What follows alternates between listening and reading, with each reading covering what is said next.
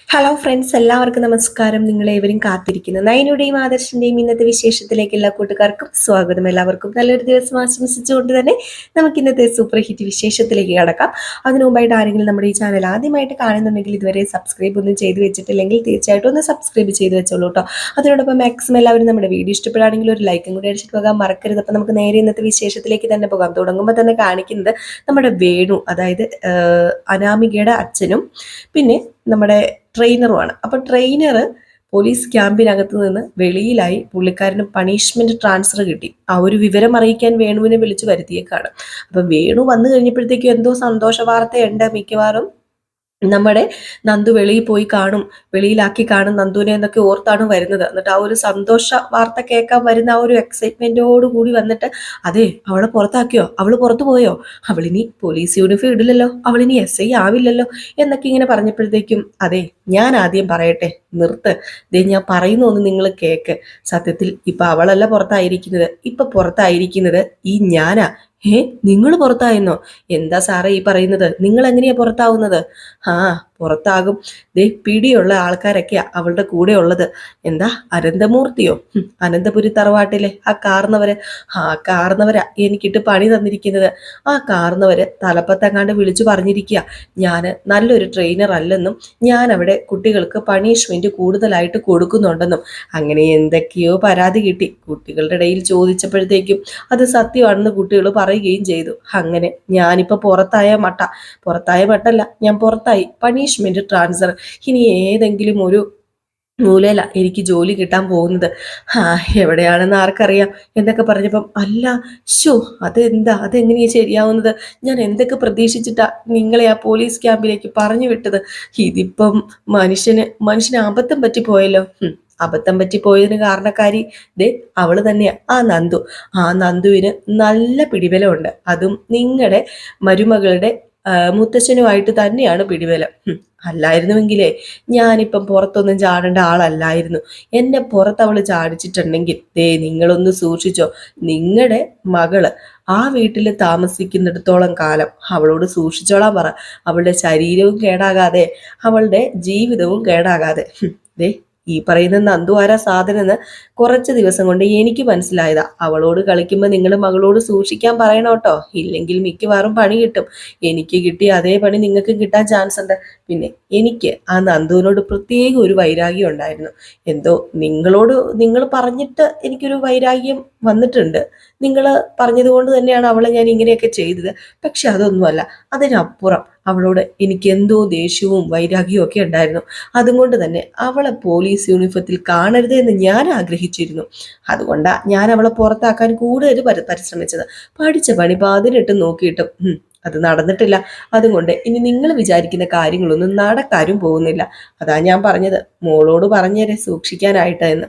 ഏതായാലും നമ്മുടെ വേണു ഭയങ്കര നിരാശനായി പോയി കേട്ടോ. വേണു എന്തൊക്കെ ആഗ്രഹിച്ചിരുന്നാണ്, എന്തൊക്കെ സ്വപ്നങ്ങൾ നെയ്ത് കൂട്ടിയതാണ്. പക്ഷേ അവിടെ എല്ലാം തകർന്നു പോയി, എല്ലാം തകർത്ത് കളഞ്ഞു നമ്മുടെ അനന്തമൂർത്തി. ഈ സമയം പിന്നെ കാണിക്കുന്ന സീൻ എന്ന് പറഞ്ഞു കഴിഞ്ഞാല്, നമ്മുടെ നന്ദുവിന് കൂട്ടുകാരിയാണ് കേട്ടോ. അപ്പൊ നന്ദുവിന്റെ കൂട്ടുകാരി ഇങ്ങനെ വരുന്ന വഴിക്ക് ഈ വേണുവും ഈ പറയുന്ന ട്രെയിനറും കൂടെ നിന്ന് സംസാരിക്കുന്നത് കാണുവാണ്. അങ്ങനെ നന്ദു പറഞ്ഞു, എടി കണ്ടോ, നിൽക്കുന്ന ആരാണെന്ന് അറിയാമോ? അനാമികയിലെ അനിയുടെ ഭാര്യയുടെ അച്ഛനാ. ആണോ? അല്ല, ഇയാളുമായിട്ട് എന്താ ബന്ധം? ഇയാളുമായിട്ട് എന്തോ ബന്ധമുണ്ട്. അതുകൊണ്ട് തന്നെയാ ഇയാൾക്ക് എന്നോട് ഇത്ര ശത്രുത വന്നത്. ഇപ്പൊ മനസ്സിലായില്ലേ? ഇയാൾ എന്നെ ഇവിടുന്ന് വെളിയിൽ ചാടിക്കാൻ നോക്കിയത് ഇയാള് പറഞ്ഞത് കൊണ്ടാ, അനാമികയുടെ അച്ഛൻ പറഞ്ഞത് കൊണ്ടാ. അത് ഉറപ്പായ കാര്യം തന്നെയാ. അപ്പൊ ഇവരുടെ പ്ലാൻ ആയിരുന്നു എന്നെ ഇവിടുന്ന് വെളിയിൽ ചാടിക്കണമെന്ന്. അതുകൊണ്ടാ ഈ ട്രെയിനറുമായിട്ട് കൂട്ടുകൂടുകയും എന്നെ ഇത്രയും ടോർച്ചർ ആ ട്രെയിനർ ചെയ്യുകയും ചെയ്തത്. എൻ്റെ പൊന്നടി, അപ്പം അനാമികയുടെ ആളായിരുന്നോ ഈ നിൽക്കുന്ന ട്രെയിനർ? അത് ഇപ്പൊ നമുക്ക് മനസ്സിലായില്ലേ? അതെ, ഇനിയിപ്പം ട്രെയിനർ നമ്മുടെ ഈ ഒരു ക്യാമ്പിൽ വന്നതിന് ശേഷം കൂട്ടുകൂടിയതായിരിക്കും ഈ വേണു എന്ന് പറയുന്ന ആള്. അതോ അതിനു മുമ്പിൽ ഇവര് മുൻപരിചയം കാണുമോ? ഇതൊക്കെ കാണുമ്പോൾ നമുക്ക് മനസ്സിലാവില്ലേ, അതിനു മുമ്പ് മിക്കവാറും മുൻപരിചയം കാണും. എന്നിട്ട് എന്തായി? ഒരു ചുക്കും ഒരു ചുണ്ടാമ്പും നടന്നില്ലല്ലോ, ഒന്നും നടക്കാൻ പോകുന്നില്ല. മൂർത്തി മുത്തച്ഛനെല്ലാം പൊളിച്ചടുക്കി കൈ കൊടുത്തില്ലേ, ഇനി നമുക്ക് ഈ കേസ് വിട്ട് കളയാടി. വേണ്ട, വെറുതെ എന്തിനാ ഇതിന്റെ പുറകെ നമ്മൾ നടക്കുന്നത്? അയാൾ അയാളുടെ വഴിക്ക് പോട്ടെ, നമുക്ക് നമ്മുടെ വഴിക്ക് പോകാം. എൻ്റെ ആഗ്രഹം പോലീസ് യൂണിഫോം ഇടുക എന്നതാ. അത് ഞാൻ നടത്തുക തന്നെ ചെയ്യും. അത് എത്ര എഫേർട്ട് എടുത്തിട്ടാണേലും ഞാൻ പോലീസ് യൂണിഫോം തന്നെ ഇടും. അത് എൻ്റെ ഒരു വാശിയായി പോയി. ഇപ്പം വാശിയോ എന്തോ, ഞാനത് ഇടൂടി. ഞാൻ ഇട്ട് എനിക്ക് അനന്തപുരി തറവാട്ടിൽ പോയി നിന്ന് മുത്തശ്ശൻ്റെ മുമ്പിൽ നോക്കി ഒരു സല്യൂട്ടും കൊടുക്കണം എന്നൊക്കെ ഇങ്ങനെ പറയാണ് കേട്ടോ നമ്മുടെ നന്ദു. ഏതായാലും ഈ സീൻ കഴിഞ്ഞ് പിന്നെ കാണിക്കുന്ന സീൻ എന്ന് പറഞ്ഞാൽ അനാമികയോടും രേവതിയോടും വേണു എല്ലാ കാര്യങ്ങളും ചെന്ന് തുറന്നു പറയാണ്. അങ്ങനെ ഇവരുടെ കയ്യിൽ നിന്നെല്ലാം പോയി. ആ ട്രെയിനറും ലാസ്റ്റ് നമ്മുടെ ക്യാമ്പ് വിട്ടു പോയി എന്നൊക്കെ ഇങ്ങനെ കേട്ട് കഴിയുമ്പോഴത്തേക്കും അച്ഛ, എന്താ അച്ഛ ഇത്? നമ്മൾ എന്തൊക്കെ പ്രതീക്ഷിച്ചിട്ടാ ആ ട്രെയിനറെ അങ്ങോട്ട് പറഞ്ഞു വിട്ടത്? എന്ത് ചെയ്യാനാ മോളെ, പറഞ്ഞിട്ട് കാര്യമില്ലല്ലോ. മൂർത്തി അങ്ങേര് കാരണമാണ് ഇതൊക്കെ സംഭവിച്ചത്. ആ നയനെ മൂർത്തിയോട് ആവശ്യപ്പെട്ട് കാണും ആ ട്രെയിനറെ അവിടെ നിന്ന് മാറ്റാനായിട്ട്. ആ ഒരു ഇതിൽ റെക്കമെൻഡേഷൻ ചെയ്തിട്ടാ ഇപ്പം പണിഷ്മെന്റ് ട്രാൻസ്ഫർ ട്രെയിനറിന് കിട്ടിയത്. അതുകൊണ്ട് ഇപ്പൊ എന്തായി? ഇനിയിപ്പം നമ്മൾ വിചാരിച്ച കാര്യം ഒന്നും നടക്കാൻ പോകുന്നില്ല. അല്ലെങ്കിലും അച്ഛന് വല്ല കഴിവുണ്ടോ? അച്ഛൻ വിചാരിച്ച കാര്യങ്ങൾ എന്തെങ്കിലും നടന്നിട്ടുണ്ടോ? ഒന്നും നടന്നിട്ടില്ലല്ലോ. ഈ മോൾ ഓരോന്ന് പറയും, അച്ഛൻ ഓരോന്ന് ചെയ്യും, എന്നിട്ട് അവിടെ ഫ്ലോപ്പ് ആയി പോകും. ഏറ്റവും ലാസ്റ്റ് എല്ലാവരുടെയും മുമ്പിൽ നാണം കെട്ട് തൊപ്പിയിട്ട് ഞാൻ നിൽക്കേണ്ട ഒരു അവസ്ഥയായി. ഇപ്പം പറ്റില്ല, ഞാൻ സമ്മതിക്കില്ല. അവള് പോലീസായിട്ട് വരുന്നത് കാണാൻ എനിക്ക് പറ്റില്ല. ഒന്നാതെ അവൾക്ക് പോലീസ് അല്ലാതെ അവളെ ഇവിടെ വെച്ചേക്കുന്നില്ല. SIയും കൂടി ആയിട്ട് വന്നു കഴിഞ്ഞാൽ അറിയാമല്ലോ അവള് നമ്മളെ എന്തൊക്കെയാ കാണിച്ചു കൂട്ടാൻ പോകുന്നതെന്ന്. മാത്രമല്ല ആ അനി ഇപ്പോഴും അവളുടെ പുറകെയാ നടക്കുന്നത്. അതൊന്നും എനിക്ക് ഒട്ടും സഹിക്കുന്നില്ല. അത് അനിയോടുള്ള സ്നേഹം കൊണ്ടൊന്നുമല്ല. അവൻ ഏത് വഴിയോ പൊക്കോട്ടെ, പക്ഷെ എനിക്ക് നന്ദുവിനോടുള്ള വാശി കൊണ്ടാ. അവൾ അനന്തപുരി തറവാട്ടിൽ എൻ്റെ സ്ഥാനത്ത് മരുമകളായിട്ട് കയറാൻ പാടില്ല. അതെൻ്റെ ഒരു വാശിയാ. അതുകൊണ്ട് എൻ്റെ അച്ഛ എന്തെങ്കിലും ചെയ്തേ പറ്റൂ. മോളെ, ഇനി എന്ത് ചെയ്യാനാ? ഇനി ഒന്നും ചെയ്യാനില്ല.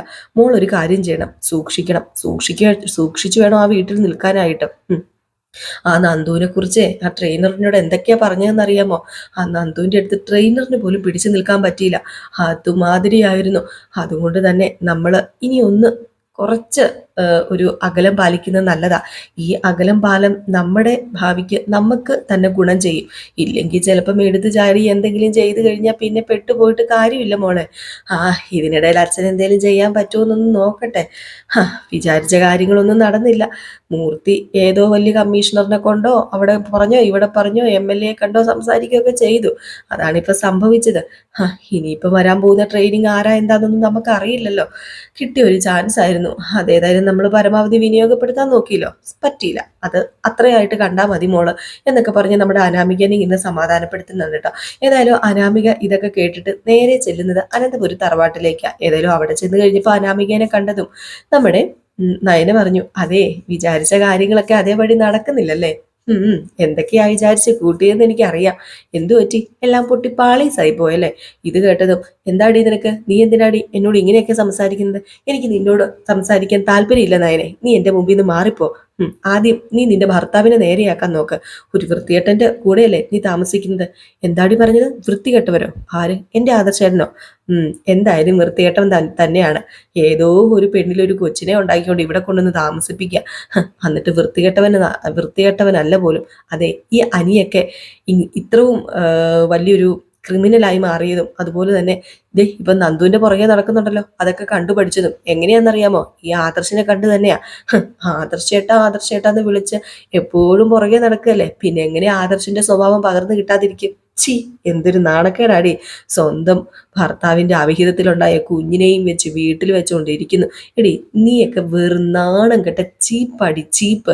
നിനക്കൊന്നും ഒരു വിലയും ഇല്ലടി എന്നിങ്ങനെ നയനയോട് പറഞ്ഞപ്പം, എടി, എനിക്ക് വിലയുണ്ടോ? എൻ്റെ ഭർത്താവിന് വിലയുണ്ടോ എന്ന് അത് ഞങ്ങൾ നിശ്ചയിച്ചോളാം. ആദ്യം നീ നിന്റെ നിലയും വിലയും ഒന്ന് നിശ്ചയിക്കാൻ നോക്ക്.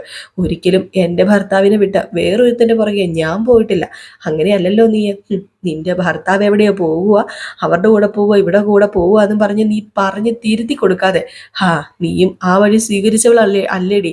ഞാൻ ചെയ്യുന്നത് അടിച്ചേരി. എൻ്റെ ഭർത്താവ് തെറ്റ് ചെയ്തിട്ടുണ്ടെങ്കിൽ അത് സഹിക്കാനും പൊറുക്കാനും ക്ഷമിക്കാനും ഞാൻ തയ്യാറാണ്. അങ്ങനെ ആയിരിക്കണോടി ഒരു ഭാര്യ.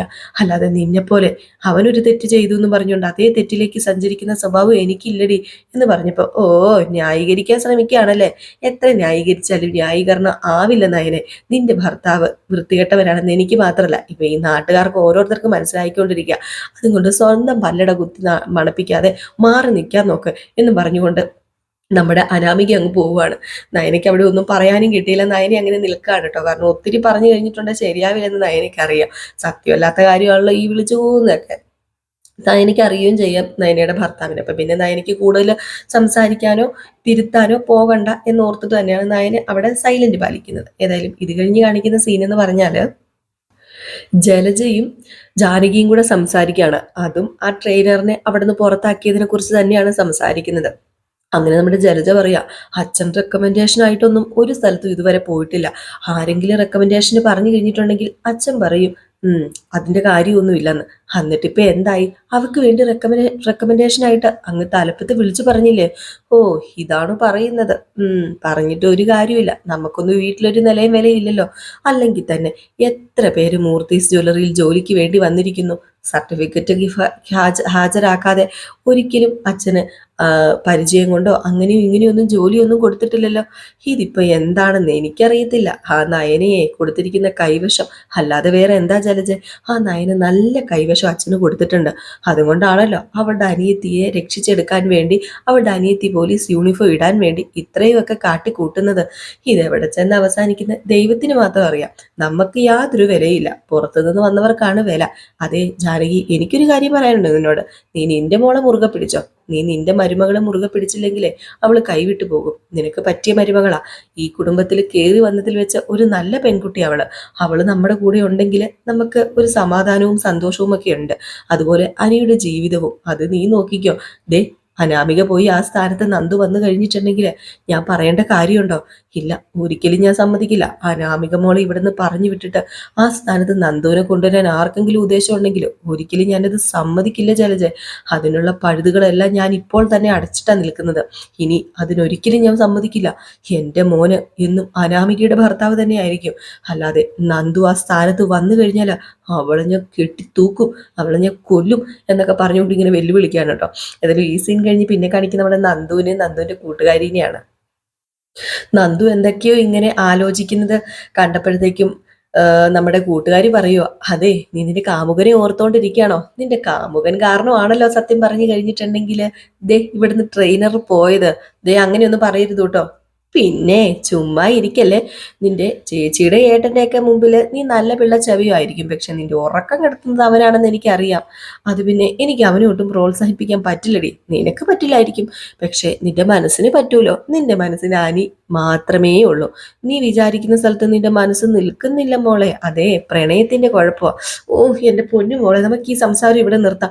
ക്യാൻറ്റീനിൽ പോയി നമുക്ക് ഓരോ നാടൻ മുട്ട പുഴുങ്ങി ഇത് കഴിക്കാം. അതായിരിക്കും നല്ലത്. ഈ സംസാരം തുടർന്ന് ശരിയാവില്ല എന്ന് പറഞ്ഞിട്ട് അങ്ങ് പോവുകയാണ് കേട്ടോ നമ്മുടെ നന്ദു. ഏതായാലും ഈ സമയം കാണിക്കുന്നത് നമ്മുടെ കനകയും ഗോവിന്ദനാണ് കേട്ടോ. അങ്ങനെ കനക ഇങ്ങനെ ഗോവിന്ദന്റെ അടുത്തേക്ക് വരികയാണ്. എന്നിട്ട് പറഞ്ഞു, ഗോവിന്ദേട്ട നവ്യമോള് വിളിച്ചായിരുന്നു.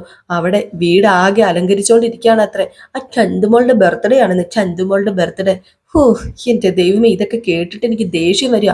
ഒരുക്കങ്ങളെല്ലാം നടത്തുന്നത് നയനമോളാണെന്ന്. അപ്പോഴത്തേക്ക് നമ്മുടെ ഗോവിന്ദൻ പറഞ്ഞു, ഈ കൊച്ചിന് ഇത് എന്ത് സംഭവിച്ചു എന്ന് അറിയില്ലല്ലോ.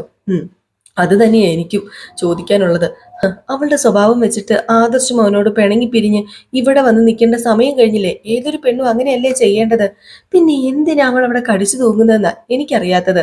നമ്മളെയൊക്കെ വേദനിപ്പിക്കേണ്ടെന്ന് കരുതിയിട്ടായിരിക്കും. അപ്പോഴത്തേക്കും പെട്ടെന്ന് നമ്മുടെ നയനെ വിളിക്കാണ് കേട്ടോ. അപ്പൊ നയനെ വിളിച്ചതും നമ്മുടെ കനക ഫോൺ എടുത്തിട്ട് എന്താ എന്താ മോളെ, പറ, കാര്യം പറ. അത് പിന്നെ ഇവിടെ ഒരു ഫംഗ്ഷൻ നടക്കാൻ പോകും അമ്മേ, അതിന് വരുമോന്ന് അറിയാൻ വേണ്ടി വിളിച്ചതാ. ഞങ്ങൾ അറിഞ്ഞു കാര്യങ്ങളൊക്കെ. ഫംഗ്ഷൻ പോലും. അപ്പൊ ചേച്ചി വിളിച്ച് പറഞ്ഞല്ലേ? ചേച്ചി വിളിച്ച് പറഞ്ഞു. എന്താ നായന മോളെ നിനക്ക് പറ്റിയത്? നീ എന്താ ഇങ്ങനെ? ഏതോ ഒരു പെണ്ണിന്റെ കുഞ്ഞിന് വേണ്ടി നീ എന്തിനാ വീടൊക്കെ അലങ്കരിക്കുന്നത്? ഇത് ശരിയാണെന്ന് നിനക്ക് തോന്നുന്നുണ്ടോ? ഈ ചന്തുമോളെന്ന് പറയുന്നവള് നിന്റെ ആരാ? നിന്റെ സ്വന്തം കുഞ്ഞൊന്നും അല്ലല്ലോ. അത് പിന്നെ എന്നെ ഇപ്പൊ മോള് അമ്മേന്നാ വിളിക്കുന്നത്. അതുകൊണ്ട് ആ കുഞ്ഞിനിക്ക് മോള് തന്നെ അമ്മേ. ഉം നിന്റെ കർണത്തൊന്നും വെച്ച് തരാനാ എനിക്ക് തോന്നുന്നത്. അവളൊരു ഒരു അമ്മ. ദേ, ആദർശ ധീരനെന്ന് മൂർത്തി സാറ് പോലും പറഞ്ഞ നിന്റെ ഭർത്താവിന്റെ ഭാഗത്ത് നിന്ന് ഒരു പെൺകുട്ടി പോലും സഹിക്കാൻ പറ്റാത്ത പ്രശ്നങ്ങളൊക്കെ ഉണ്ടായത്. എന്നിട്ട് അവനെ ഇപ്പൊ നീ ന്യായീകരിക്കുന്നോ? എന്താ മോളെ ഇത്? ഈ ന്യായീകരണം അത്രയ്ക്ക് ശരിയല്ല. അപ്പൊ നമ്മുടെ ഗോവിന്ദൻ പറഞ്ഞു, കനകെ ആ ഫോണിൽ തന്നെന്ന് പറഞ്ഞു പിടിച്ചു മേടിച്ചു. എന്നിട്ട് പറഞ്ഞു, മോളെ ദേ, ആ കുഞ്ഞിന്റെ അമ്മ സുഖമില്ലാതെ കിടക്കാന്നല്ലേ നീ പറഞ്ഞത്? ഏ നാളെ അവള് സുഖപ്പെട്ട് വന്നാല് കുഞ്ഞിനെ വിളിക്കാൻ വേണ്ടി അമ്മയും വരില്ലേ? അല്ലെങ്കിൽ പിന്നെ അവിടെ നിന്ന് കഴിഞ്ഞ് എന്ത് ചെയ്യും? പിന്നെ മോക്ക് ആ വീട്ടിൽ എന്തെങ്കിലും സ്ഥാനം ഉണ്ടാവുമോ? അങ്ങനെ ചന്തുമോളുടെ അമ്മ സുഖമായിട്ട് വന്നാല് ഞാൻ ഉറപ്പായിട്ടും ഇവിടെ തന്നെ കാണുവച്ച. അതുകൊണ്ട് എനിക്ക് ഒരു ദോഷം സംഭവിക്കാൻ പോകുന്നില്ല. ഓഹോ, അനന്തപുരിക്കാര് വലിയ കാശുകാരാണല്ലോ. അവർക്ക് മോളെ പോലെ കുറച്ച് പെൺകുട്ടികൾ അവിടെ നിന്നാലും ഒരു കുഴപ്പമില്ല. അതുകൊണ്ട് വീടും നോക്കി വീട്ടുകാരെയും നോക്കി മോക്ക് അവിടെ കഴിച്ചു കൂട്ടാം. ഇതാണോ മോളുടെ ഉദ്ദേശം? ഓ, അതൊന്നും അല്ല. ആദർശേട്ടന്റെ ഭാര്യയായിട്ട് തന്നെ അന്തസ്സായിട്ട് തന്നെ ഞാൻ ഇവിടെ ജീവിക്കും, എല്ലാ അവകാശങ്ങളോടും കൂടി. ദേ, മോൾ എന്തുകൊണ്ടാണ് ഇങ്ങനെയൊക്കെ സംസാരിക്കുന്നതെന്ന് എനിക്ക് മനസ്സിലാവുന്നില്ല മോളെ. എന്താ മോളുടെ മനസ്സിലിരിപ്പ്? ഒരിക്കലും ആദർശിൽ നിന്ന് ഉണ്ടാകാൻ പാടില്ലാത്ത പ്രവൃത്തികളാ ഉണ്ടായിക്കൊണ്ടിരിക്കുന്നത്. അത് പ്രത്യേകിച്ച് ഞാൻ എടുത്തു പറയേണ്ട കാര്യമുണ്ടോ? ഇതിൽ കൂടുതൽ എനിക്കൊന്നും പറയാനില്ല. അല്ല, അച്ഛനും അമ്മയും ഇങ്ങോട്ട് വരുമോ? അതറിയാനാ ഞാൻ വിളിച്ചത്. ഇല്ല മോളെ, ഞങ്ങൾ അങ്ങോട്ടേക്ക് വരില്ല.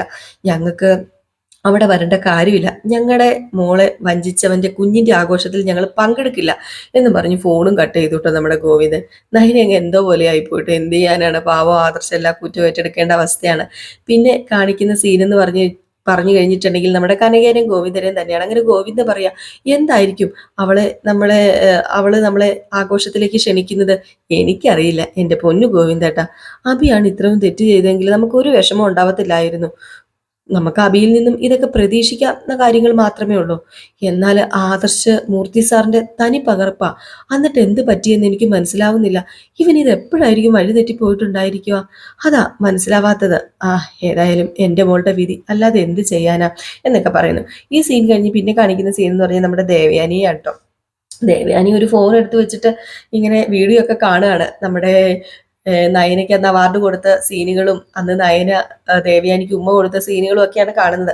അപ്പൊ പെട്ടെന്ന് നമ്മുടെ നയന അകത്തേക്ക് കയറി വരികയാണ് കേട്ടോ. അപ്പം നയന നോക്കിയപ്പോഴത്തേക്കും ഭയങ്കരമായിട്ട് ചിരിച്ച് ഫോണൊക്കെ കണ്ടുകൊണ്ടിരിക്കുന്ന നമ്മുടെ ദേവയാനി. അപ്പൊ നയന വിളിച്ചു അമ്മയെന്ന് പറഞ്ഞുകൊണ്ട്. നയനയുടെ മുഖത്ത് ഒരു ഗൗരവ ഭാവമൊക്കെ ഉണ്ട് കേട്ടോ. അങ്ങനെ നമ്മുടെ ദേവയാനി ചോദിച്ചു, എന്താ മോളെ എന്താ? പിന്നെ മോളന്ന് ബെസ്റ്റ് ഡിസൈനൊക്കെയുള്ള അവാർഡ് മേടിച്ചില്ലേ? അന്നല്ലേ മോളെന്റെ കള്ളത്തരങ്ങളൊക്കെ പൊളിച്ചത്? അത് കണ്ടോണ്ടിരിക്കുകയായിരുന്നു ഞാൻ. നോക്കിക്കേ, ഇപ്പോഴും അതെന്റെ മനസ്സിൽ മായാതെ കിടക്കുക. ആ നിമിഷങ്ങൾ ഓരോന്നും എന്റെ മനസ്സിന് സന്തോഷമേകുന്ന നിമിഷങ്ങളാ. അതല്ലമ്മേ, അതിനല്ല ഞാൻ വന്നത്. ഞാൻ ആകെ വിഷമത്തിലമ്മേ. എന്തു പറ്റി വിഷമിക്കാൻ മാത്രം? അത് പിന്നെ ചന്തുമോളുടെ ബർത്ത്ഡേക്ക് വരണമെന്ന് ഞാൻ അച്ഛനോട് പറഞ്ഞു. പക്ഷേ ഫോണിലൂടെ തല്ലിയില്ലെന്നേ ഉള്ളൂ. പക്ഷെ അതുപോലെ എന്നോട് സംസാരിച്ചത്. അവരെ കുറ്റം പറഞ്ഞിട്ട് കാര്യമില്ല. സത്യങ്ങൾ അറിയുന്നതിന് മുമ്പ് ഞാനും മോളെ കുറ്റപ്പെടുത്തിയില്ലേ? ആദർശിനെ തല്ലണമെന്ന് വരെ എനിക്ക് തോന്നിയായിരുന്നു. അവർക്ക് സത്യങ്ങളൊന്നും അറിയത്തില്ലല്ലോ. അവരോട് സത്യങ്ങൾ പറയുന്നതായിരിക്കും മോളെ നല്ലത്. എന്തിനാ ഇനി മറച്ചു വെക്കുന്നത്? അങ്ങനെ പറഞ്ഞാല് ആദർശേട്ടനെ എന്റെ അച്ഛനും അമ്മയും വീണ്ടും സ്നേഹിച്ചു തുടങ്ങും. പക്ഷെ അഭിയുടെ കാര്യമോ? അവനെ വെറുക്കില്ലേ? അതുപോലെ നവ്യേച്ചി എങ്ങനെ അറിഞ്ഞാല് അത് അത് ശരിയാവില്ല. അതുകൊണ്ട് പറയാൻ എനിക്ക് ഒട്ടും താല്പര്യമില്ല. ശരിക്കും പറഞ്ഞാലേ അവനെ എല്ലാവരുടെയും മുമ്പിൽ വെച്ച് തൊലി ഉരിച്ച് നിർത്തുക ചെയ്യേണ്ടത്. സത്യങ്ങൾ വിളിച്ചു പറയുക ചെയ്യേണ്ടത്. ആദർശേട്ടൻ ഒരു തെറ്റ് ചെയ്തില്ല എന്ന് പറഞ്ഞാൽ ഞാൻ പിന്നെ ആദർശേട്ടനെ ചോദ്യം ചെയ്യില്ല. അമ്മയുടെ മോനെ എനിക്ക് നല്ല വിശ്വാസമാണ്. അതുകൊണ്ടാണ് ഞാൻ ആദർശേട്ടനെ വിശ്വസിച്ചത്. പക്ഷെ അതുപോലെയല്ല നവ്യേച്ചിയുടെ കാര്യം. നവ്യേച്ചി ഇപ്പം ആദർശേട്ടനോട് വെറുപ്പ് കാണിക്കുന്നുണ്ട്. അതിന്റെ ഇരട്ടി സ്നേഹം ആരോട് കാണിക്കുന്നുണ്ട്? അബിയോട് കാണിക്കുന്നുണ്ട്. ഇനി അബിയാണ് ഈ തെറ്റ് ചെയ്തത് എന്ന് അറിഞ്ഞു കഴിഞ്ഞിട്ടുണ്ടെങ്കിൽ നവ്യേച്ചി നേരെ തിരിയും. ആദർശേട്ടനോടുള്ള അതേ വെറുപ്പായിരിക്കും അബിയോട് പിന്നെ കാണിക്കാൻ പോകുന്നത്. പിന്നെ അവരുടെ കുടുംബജീവിതം ആകെപ്പാടെ തകരും. അതുകൊണ്ട് ഈ സത്യങ്ങളൊക്കെ പറയാൻ എനിക്ക് പേടിയാ. ഞാനൊരു കാര്യം പറയട്ടെ. എത്ര നാള് നമ്മള് ഇത് മൂടി വെക്കും? പിന്നെ മോളുടെ അച്ഛനെയും അമ്മയെയും ഞാനൊന്ന് കാണട്ടെ. ഞാൻ ചെന്ന് അവരുടെ മനസ്സൊന്ന് തണുപ്പിക്കാം. അമ്മ എന്ത് പറഞ്ഞാലും അവരുടെ മനസ്സ് തണുക്കുന്നു എനിക്ക് തോന്നുന്നില്ല. അമ്മ അങ്ങോട്ട് പോകാതിരിക്കുന്ന നല്ലത്. അതല്ല മോളെ, ഒരു തെറ്റും ചെയ്യാത്ത ആദർശിനെയല്ലേ അവരൊക്കെ വെറുക്കുന്നത്. അതെനിക്ക് സഹിക്കാൻ പറ്റുന്നില്ല. അത് സഹിക്കാന്നതിലും അപ്പുറം അതിലൊരു മാറ്റം വന്നില്ലെങ്കിൽ ശരിയാവില്ല. എന്നാ പിന്നെ അമ്മ എന്താണെന്ന് വെച്ചാൽ ചെയ്യ്. എനിക്കും ആദർശേട്ടനും അമ്മയ്ക്കും ഉൾപ്പെടെ ഈ വീട്ടിലുള്ള പലർക്കും സംഭവങ്ങളെല്ലാം അറിയാലോ. അതുകൊണ്ട് പിന്നെ ഒന്നിനെക്കുറിച്ചും എനിക്ക് പേടിക്കേണ്ട കാര്യമില്ല. അതുകൊണ്ടാണ് ഞാൻ സത്യം പറഞ്ഞു കഴിഞ്ഞിട്ടുണ്ടെങ്കിൽ മനസ്സിലൊരു ധൈര്യം വെച്ച് നടക്കുന്നതെന്ന് പറഞ്ഞ് ഇങ്ങനെ പോവാണ് കേട്ടോ നയന. ഏതായാലും ദേവയാനി ഇങ്ങനെ ആലോചിച്ച് നിൽക്കുകയാണ്. ഇതിൽ ഈ ഒരു സീൻ കാണിച്ചിട്ടോ ഇന്നത്തെ വിശേഷം അവസാനിക്കുന്നത്. അപ്പോൾ എല്ലാവരും കാത്തിരിക്കുക അടുത്ത വിശേഷത്തിനായിട്ട്. അടുത്ത വിശേഷവുമായിട്ട് വരുന്നവരെ ടാറ്റ ബൈ ബൈ. ഒരു ലൈക്ക് അടിച്ചിട്ട് പോകാൻ മറക്കരുതേ.